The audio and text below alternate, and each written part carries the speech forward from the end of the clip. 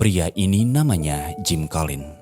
Tinggal di pedalaman Australia, jadi penggembala kambing. Ikut kerja di peternakan keluarganya. Karena kelihatan lelet, dia sering dimarahi ayah. Cerita beralih saat Jim ikut perang dalam pertempuran Somme di Perancis, bergabung dengan Batalion ke-44 Pasukan Australia atau sering disingkat ANZAC. Bersama dua sahabatnya Don dan Leg, mereka mulai dikirim ke medan tempur. Kelihatan santai, gak ada takut-takutnya.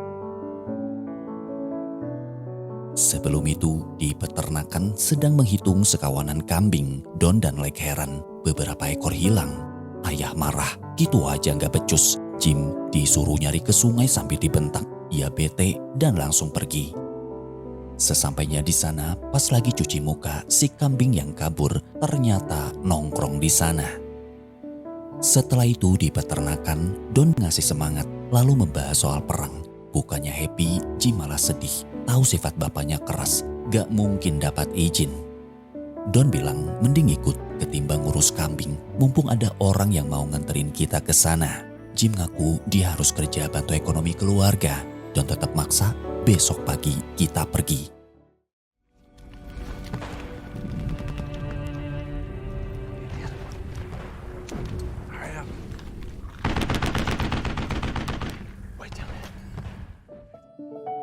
Di medan tempur setelah sampai parit karena kopral butuh relawan untuk memasang kabel, Nickel prajurit senior siap tapi ditolak.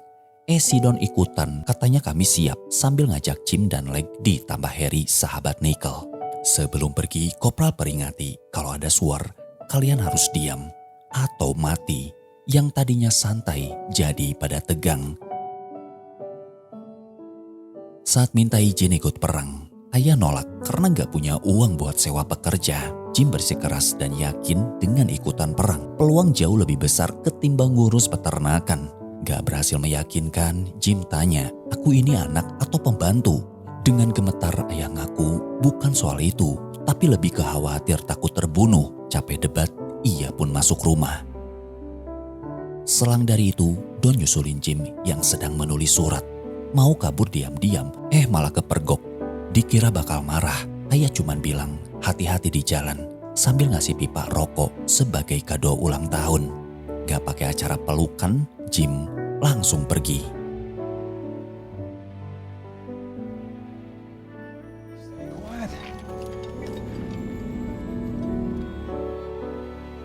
Kembali ke medan perang setelah berjalan ke titik 100 meter dari parit musuh. Saat tancapkan tiang, Don terpeleset. Keluarkan bunyi hingga musuh tembakan suar.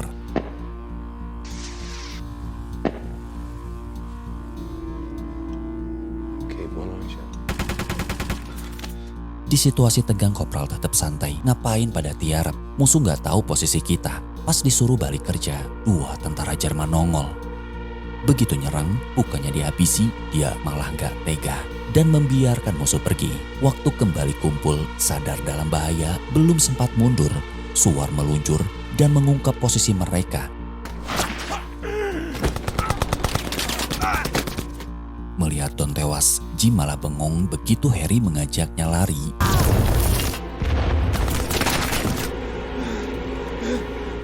Hingga akhirnya, cuman Jim yang selamat. Besok paginya, di ruang kapten untuk laporan ke pusat, Jim disuruh cerita insiden semalam. Dia ngaku salah. Meloloskan musuh hanya karena gak tega. Katanya dia masih anak-anak, terancam dikirim ke persidangan militer. Untung kapten baik, di laporannya tidak menulis kejadian itu.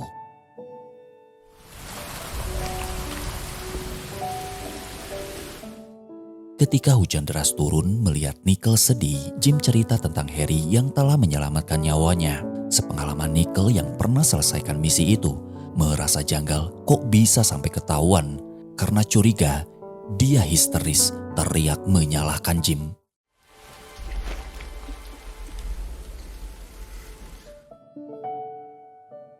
Terhitung 58 hari di Perancis, Sersan Beaufort datang yang langsung periksa senjata dan merasa cuaca dingin, ngaku lupa membawa rum. Tadinya mau ngajak minum bareng.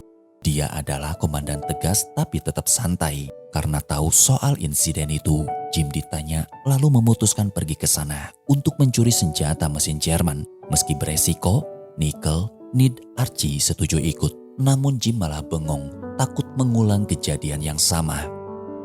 Ketika sedang diperiksa kutu di rambutnya, Jim terus kepikiran dan Nickel kelihatan masih gak terima Harry tewas.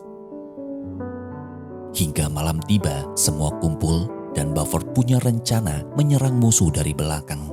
Setelah mendapat instruksi, semua merayap ke tengah medan dan sempat terhenti saat suar ditembakkan. Namun tak lama mereka kembali bergerak hingga berada di posisi strategis. 3 musuh tumbang dan 1 orang menyerah.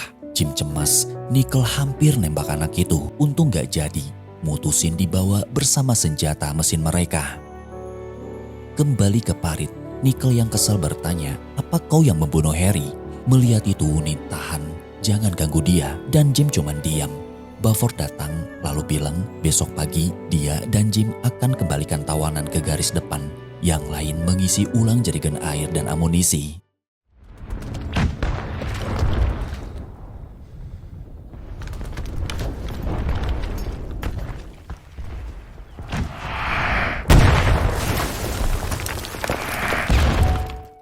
Besoknya di tengah gempuran bom dan tembakan, dalam perjalanan ke garis depan, udah kayak teman, Jim dibagi rokok hingga si prajurit dikembalikan ke kubu Jerman.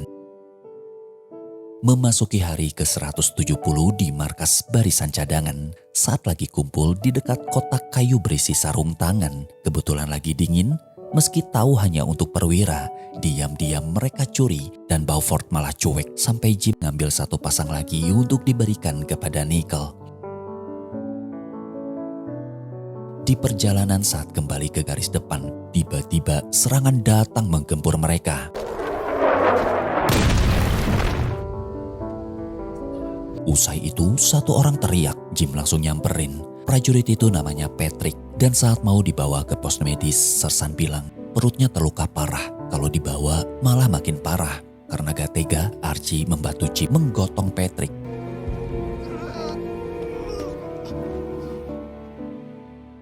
Sesampainya di pos medis, saat bicara ke suster karena banyak korban, Jim malah diberi obat disuruh suntikan sendiri. Archie tahu itu opium hanya untuk pereda sakit. Kembali ke dalam parit, terlihat prajurit mulai kena mental, terutama Nick. Jim ngasih sarung tangan supaya gak kedinginan. Ketika Letnan Long datang menginspeksi prajurit, melihat Nickel memakai sarung tangan, dia marah karena itu khusus perwira dan nyuruh melepasnya. Buford pun kena semprot, dinilai gak becus didik anak buah. Memasuki hari ke-184, lagi asik makan, tiba-tiba ada yang teriak minta tolong. Sontak Jim kaget, kecuali Nickel, dia ngingetin jangan ikut campur, biar tim tandu yang ngurus. Jim teriak ke George nama si prajurit itu. Begitu Ned ikut ngintip, Nickel marah dan peringati Jim, jangan sok jadi pahlawan. Hey! Eat your bloody bread. Beberapa jam kemudian, Joe terus teriak minta tolong. Dikarenakan gak tega, dia nekat nolong dan saat Nickel cegah, Jim bilang, bagaimana kalau itu Harry? Nickel langsung diam.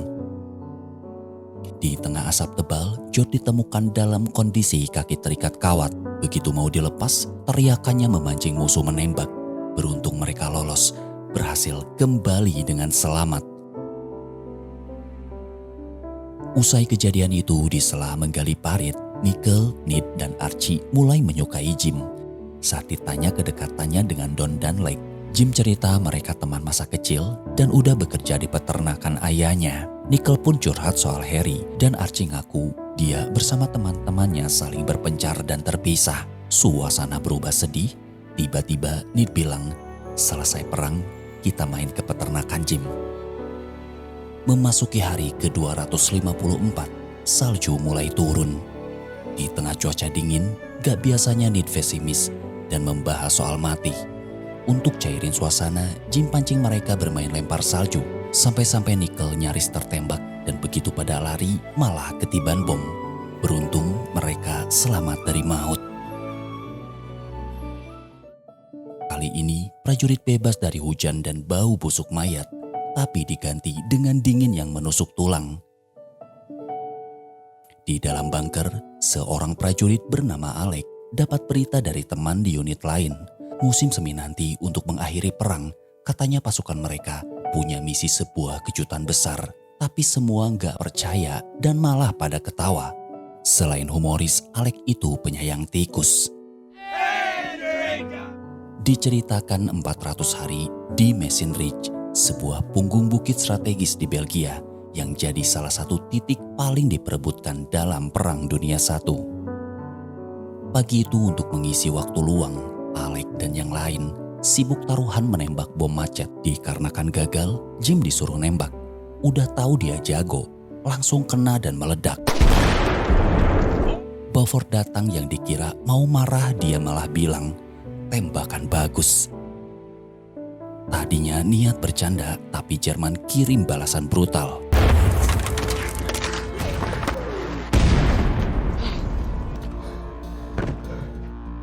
Nickel panik mencari Nid. Pas tahu ada di ujung parit, semua berlarian dan melihat sudah tertimbun tanah. Saat yang lain sibuk menggali, Jim lari mencari skop. Giliran udah dapet, seseorang teriak, "Tolongin adikku." Jim terpaksa ikut nolong, lalu segera balik. Tapi begitu sampai, Nid telah tewas. Melihatnya baru datang, Nickel marah, langsung nyerang dan lagi-lagi menyalahkan Jim. Bahkan mengungkit tentang kematian Harry. And you run for it like a fucking coward!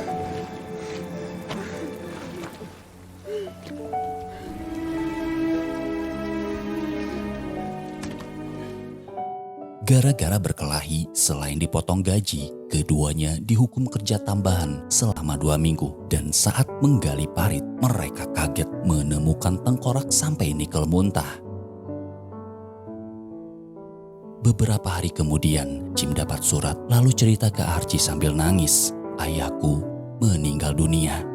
Dia bekerja terlalu keras karena Jim memilih ikut perang. Andai dulu nurut nasihat ayah, mungkin gak akan ada yang mati." Merasa pembawa sial, Jim berani ngaku rekan-rekannya tewas karena dia melepas 1 orang tentara Jerman. Mendengar itu, Archie ngasih minum supaya tenang dan Nickel cuman ngeliatin. Besoknya di dalam parit sedang menunggu serangan Jerman, Sersan Beaufort terlihat cemas hingga musuh tiba dan semua bersiap-siap dalam formasi bertahan.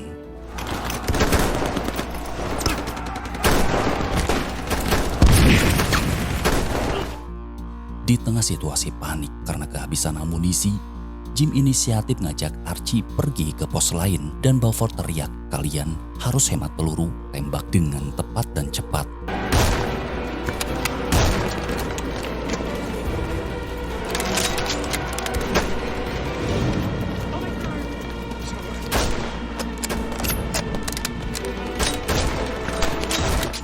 Setelah berhasil mendapatkan amunisi, di tengah jalan Archie terpental. Karena terluka, dia nyuruh Jim antar kotak itu.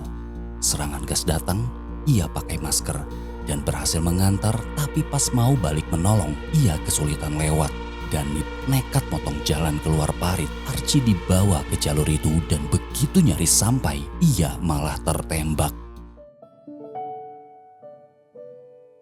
Archie sempat bilang dia takut dan ingin pulang, namun takdir berkata lain. Di pemakaman, Nickel makin yakin Jim itu emang pembawa sial.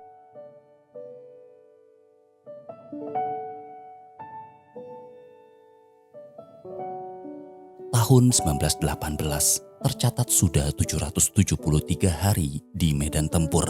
Kali ini mereka dikirim ke Hindenburg yang merupakan garis pertahanan raksasa milik Jerman di Perancis Utara.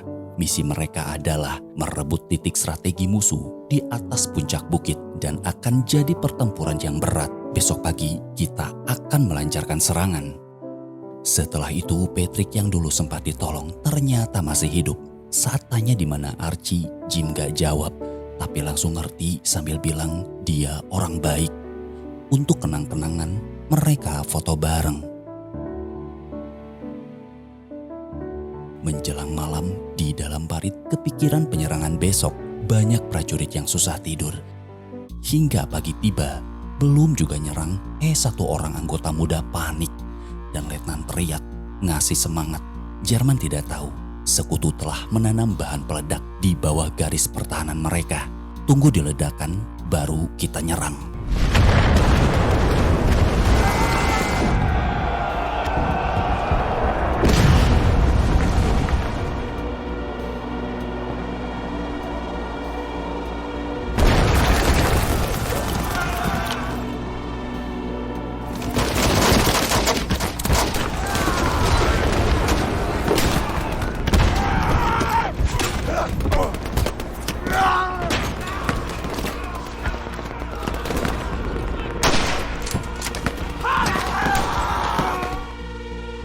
Di tengah pertarungan sengit, Nickel menolong Jim yang hampir tertembak musuh. Setelah pertahanan pertama berhasil dilumpuhkan, untuk menyerang gudang amunisi mereka harus naik. Baru juga nongol, langsung disambar peluru. Meski rada takut, Beaufort ngasih arahan karena jaraknya cukup dekat, jadi harus bergerak cepat. Sayangnya Nickel kena tembak. Jim berusaha nolong. Di saat mau pergi, keduanya tumbang. Di sana Nickel bilang, daripada mati kita tetap di sini. Tak mau tinggal diam setelah tahu posisi penembak mesin, Jim mulai membidiknya.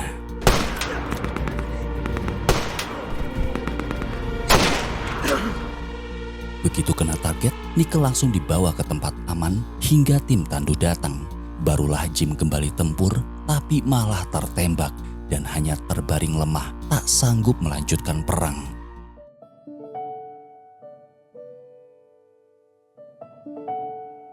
Dalam isi hatinya, Jim berkata, dia menyesal kenapa dulu ikut perang dan tidak mendengar nasihat ayah.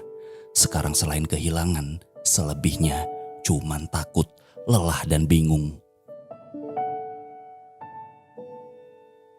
Di suatu pagi, Beaufort mendapat sebuah telegram. Nanti jam 11 siang, gencatan senjata diresmikan. Jim cuman bengong sambil ngisep rokok. Ketika menunggu waktu itu tiba karena suara tembakan tak kunjung reda, mereka sedikit cemas. Namun tepat di jam 11, tanggal 11 bulan 11, medan tempur mendadak hening. Pertanda perang berakhir dengan gencatan senjata. Saat Nickel membagikan rokok, Jim nyalain sambil bilang untuk Harry dan Ned. Nickel balas untuk Don dan Lek, lanjut Alec untuk Archie. Terakhir Beaufort berkata untuk mereka yang gugur. Beberapa hari kemudian, Jim pulang ke rumah disambut bahagia oleh adik dan ibu. Lalu duduk di depan makam ayah sambil memegang hadiah ulang tahun terakhirnya.